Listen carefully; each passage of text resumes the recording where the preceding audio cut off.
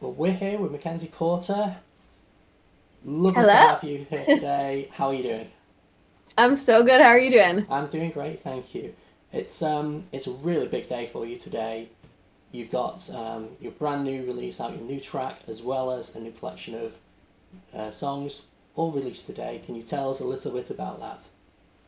Yeah, so basically what we did is we decided I've been putting out singles for the last 2 years, just like song by song. And so we all wanted them to live in like one spot as like a EP album kind of thing. So we were like, let's do put out a collection of everything we've put out, and I've had a couple or three number ones off of it. And I was like, well, I can't just put out like no new music. So I was like, I really wanted to put out this ballad that my team's been kind of like not wanting me to put out a ballad for a while. And I'm like, it is time for a ballad. So we added a new song on there called "The One," which truly I think is like one of my favorite songs I've ever written. Um, and it's just kind of a thank you for the last couple of years. I'm wrapping up these 2 years of work. We're doing a whole brand new record next year, so I wanted to kind of like wrap this up in this chapter up and move on to the next one. Fantastic. You mentioned it's one of your favourite tracks you've written. Can you tell us a bit about the creative process, what went into writing it? Yeah. So I co-write in Nashville all the time. I mean, I do that 5 days a week when I'm not doing stuff like this or on the road. And I was in the studio with this iconic writer named Tom Douglas, and he's written like songs like Miranda Lambert's "House That Built Me" and just like so many great country songs. And we were writing, and to be honest, like we didn't have the concept of this song. We didn't have a title, nothing, but we were just kind of like jamming. He was sitting on the piano, and there was two other writers in the room as well, Claire Douglas and Madison Kozak. And I don't know like where the hook, the one before the one, like if it came out of me, if it came out of one of them, I can't remember. But once somebody said it, we were like, that's what we want to write the song about. Like that's our concept. And it really just it wrote itself within like 30 minutes. It was done, and we had it demoed right away afterwards. And it just means a lot to me. It's basically about like being the person before the person they marry. So like, I don't know if you've ever been in a relationship where somebody's like, I don't want to get married, that's not my thing. They break up with you, and the next person they're getting married to. So that's kind of what it's about. Fantastic. And it all came together quite well and easily by the sounds of it. Yeah, we kind of like struggled for the first maybe like hour of like coming onto a concept or a hook, or even just like what direction do we want to do an up tempo song today? Would you want to do a ballad? But once we like landed on this idea, it really flowed out really naturally and fast. Fantastic. And start onto the collection that you've released as well. You mentioned it's a series of the singles. It sounds a bit about the inspirations, sort of the variety of inspirations behind those singles and behind the collection as a whole. Yeah, I think a lot of it, it's funny, like I just got married, but a lot of the songs on well, every song on there, yeah, every song on there is like a heartbreak song. But I wrote a lot of it before I got married, and that's kind of why I'm wrapping up like this chapter. Mm, But it's a lot of just like discovering, what's right and what's wrong in a relationship, and getting hurt in relationships and getting pissed off in relationships. It's kind of just like, I guess, all based around like heartbreak. yeah. Okay. And one thing I saw you mention in a video was you said that when you moved to Nashville, you wanted to find a team that you could work with that all shared your vision and same vision. What's that vision? Can you tell us a bit about that? It's hard to like put I guess like a it into like one sentence, but like my producer, Joey Moy, he just got like my sound. Like he's like, I know you want to be like a progressive country, like with pop elements, and like we put in like loop drums sometimes, and then there's real drums in it too, Mm, but then like the lyric is always very country based. So they kind of just got that. They got that I wanted to be like, I'm never going to be the girl that's like in cowboy boots and Wranglers. Like that's just not my thing. Like I'm definitely a little bit more like fashion forward. They got the vision of like everything that I would say, and like even through my music videos, like this is what I want it to look like, and they'd be like, yeah, I love that, and they would bring ideas to me that I loved. So yeah. we were just on the same page in like the style of how I wanted to be as an artist. Perfect. And you mentioned like pop hooks and so on. You've had some incredible success recently with a crossover remix you've done. Yeah. Is that something you'd like to repeat again? Can you see yourself moving in that direction, even just now and again? I mean, maybe like now and again, like I do feel like a lot of country acts are doing that where they're still based in country all the time, but people like, pop radio is like popular music. So country music is getting more popular. And so, you're seeing people like Dan and Shay or Maren Morris, like who have massive pop hits, but they're country songs Mm. and people like them. And so, yes, I do hope that, my country music gets popular enough that pop radio keeps playing it. Um, but that's another thing, like, that my label came to me with. Like, that wasn't my idea actually to take that song to pop radio. Um, and they're just really progressive like that. They're not like, it's a smaller label. Like there's I don't even know, like maybe like 10 artists on here, but we don't have to like wait for like, 30 big 50-year-old men to like tell us what to do. Like we have a small team, we make decisions together, and then we don't have to wait. We can just go and do it right away. It sounds like a winning formula. I think so. I think so. Right. And you mentioned about your collection, Drinking Songs, that it sort of marks the end of one chapter musically. Yeah. So what's the next chapter for you? What does that hold? I'm really excited about it. Obviously it's just like all brand new music. We're gonna do a collab on it. Like, I'm still writing it. I feel like I have maybe like 5 of the 12 songs I need. So I still have some writing to do, but we'll start releasing the first few as singles again. Kind of like this is kind of the world now as Yeah. people do a lot of singles and then they package it together.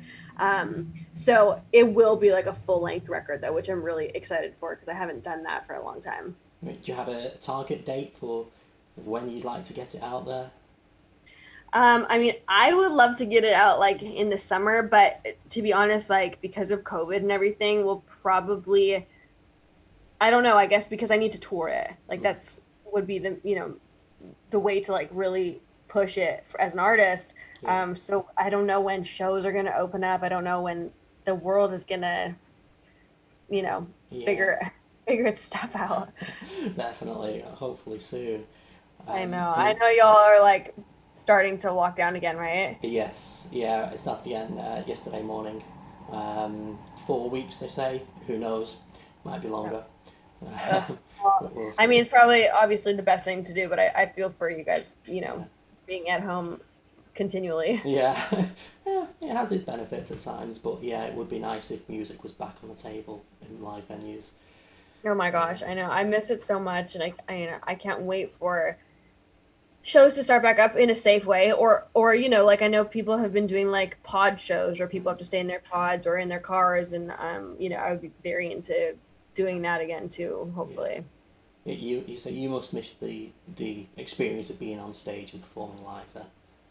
I really do. Like, I miss everything about it. I miss my band. I miss, meeting new fans, seeing ones that I've known for a while, performing, seeing people, sing it back. I was even telling my manager today, like, I actually miss like airports and flying and like not getting sleep. Like, I miss that whole life kind of because I just feel like, in March at the very beginning, it was like my whole year looked one way. And then obviously, this is everybody is in the same situation because of COVID.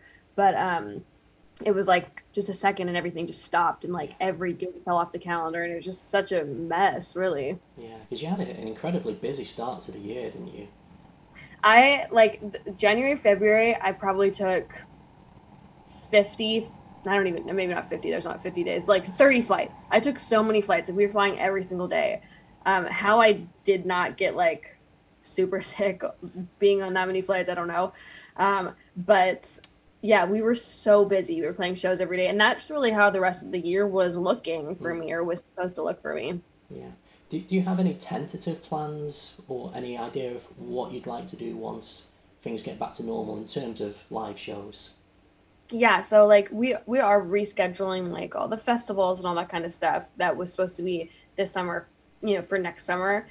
So I'll be on all of those. We're talking about me doing my own headlining tour. But it's pretty hard to like book anything right now because the Mm. venues are still closed. Yeah, yeah, So we're figuring out like everybody else. I mean, it's just such a weird time. yeah, definitely. I mean, once it's back to normal, would you like to get over to the UK to perform? Is that I would ideal? love to, like love, love, love, love to. Um, we had a few different shows lined up. I can't think of them off the top of my head, but excuse me, I was supposed to come over there, and obviously that got canceled too. Well, fingers crossed it'll happen soon. Really I need know, it. I know, and for everybody. I mean, I know like this. Everyone's just like I sound like a broken record because everybody's in the same boat. I mean, you mentioned live shows and performing live.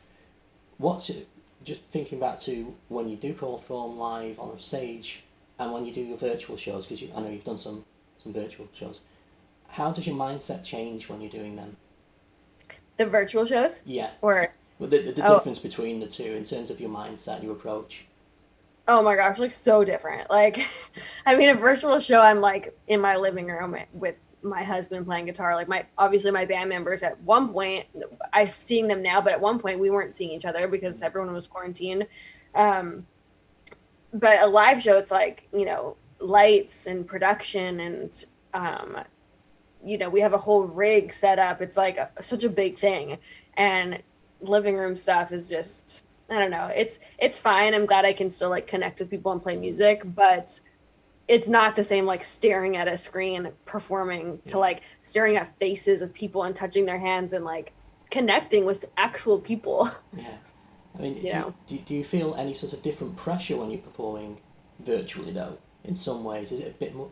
I always imagine in some ways it might be a bit more difficult because you're not getting the feedback from the fans immediately. You're not seeing their faces. You're not seeing what's working. Do you find it more Totally. difficult? Yeah, and like even like after you finish a song and you like strum the last chord and it's just crickets, you're like, oh, okay, cool.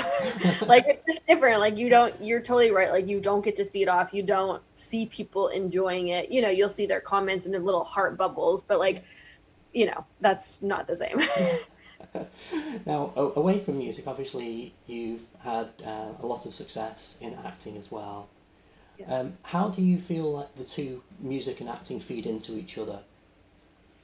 Um, well, obviously it's like all entertainment and like a way of like expressing different parts of yourself. Like I always say like music is like me and I'm like when I'm up on stage, it's like I am me showing people who I am. When I'm acting, I'm being somebody else, Mm, which I really enjoy. And like obviously I can pull parts of myself into the characters as well, but I love to like play very opposite characters. Like for example, on Travelers, my character is like a martial art specialist and a doctor and from the future. mm.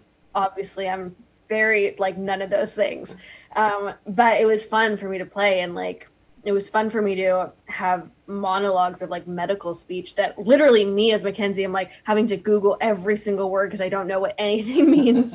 Um, so it's just fun. Like I love to play those kind of characters. I'd rather get a script that like says, she's I don't know, like somebody hooked on heroin or something than like Girl Next Door. I'd Yeah, rather play like an extreme character. brilliant. I mean, I know you're focusing on music now. You've got amazing releases out. And do you see yourself acting again going forwards? I mean, I definitely do one day, not right now, just because, well, I mean, what this year was supposed to look like, I was not going to have any time to do that. Yeah, And going forward, when things open back up, I'm just really focusing on music. But I will say, like, one day in the future, like, yes, I would love to it's do another show or something like that. fantastic. Well, as I say, your collection, Drinking and Songs, is out today. It's a fantastic release. I love it. Do you have a personal favourite on there? Something that resonates with you more than the others? I truly think that like the one, maybe just because it's new, feels like my fave right now. But also, these days has been a song that's like broken down a lot of barriers for me, and people have really reacted to it. So that also has a really special part. Like it these days is the reason for a lot of things in my career right now. Yeah, brilliant. Well, Mackenzie, thank you so much for your time. It's been lovely chatting with you. As I Thank you say, so it's a much. fantastic collection of tracks, and good luck with it. We wish you every Thank you success. so much. I Brilliant. appreciate it. Thank you. Stay safe. Thank you. You too.